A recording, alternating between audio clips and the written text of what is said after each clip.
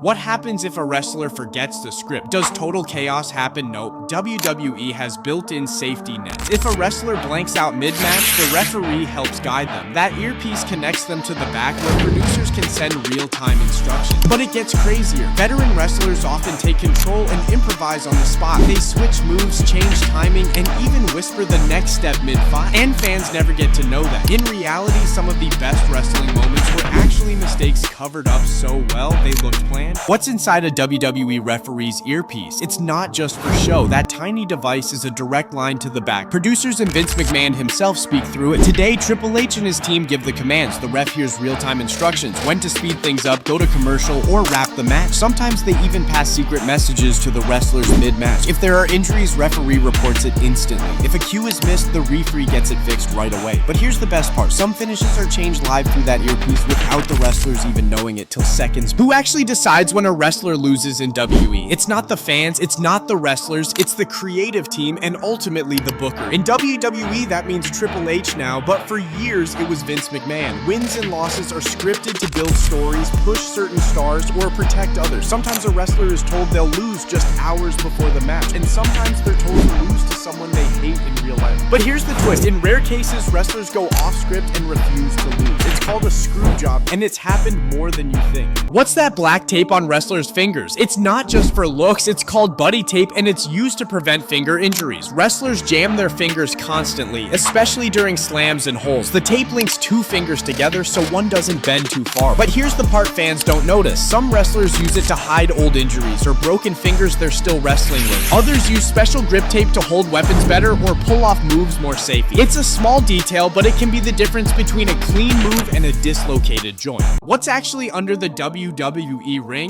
It's way more than just wood and metal. Wrestlers don't just pull random stuff out of nowhere. Under that ring is a hidden storage zone. There are chairs, tables, kendo sticks, fire extinguishers, and sometimes even ladders. But that's not all. There are also water bottles, extra gear, backup mics, and even emergency med kits. Sometimes wrestlers hide there too. Kane, The Undertaker, Hornswoggle, they've all waited under the ring for the perfect entrance. The space is dark, dusty, and hot, but it's a crucial part of the show. And yes, there's even a trap door built into some rings for surprise moments. So next time you see someone crawl under the ring, they're not hiding, they're grabbing the next twist in the story. Why are WWE belts so shiny? It's not just for show. Those championship belts are made with real gold plating and hundreds of cubic zirconia stone. But here's the catch. Before every TV appearance, WWE has a team that polishes each title by hand. Not once, multiple times. The shine isn't an accident. It's a calculated move to make champions look like absolute legends under the light. The glitter grabs your eyes, sells the moment, and makes the title feel untouchable. And the best part is that some belts are so reflective that they actually help the camera catch better lighting during entrances. That's right, the shine isn't just for glam, it's a tool. Who actually pays for all that pyro and fireworks at WWE?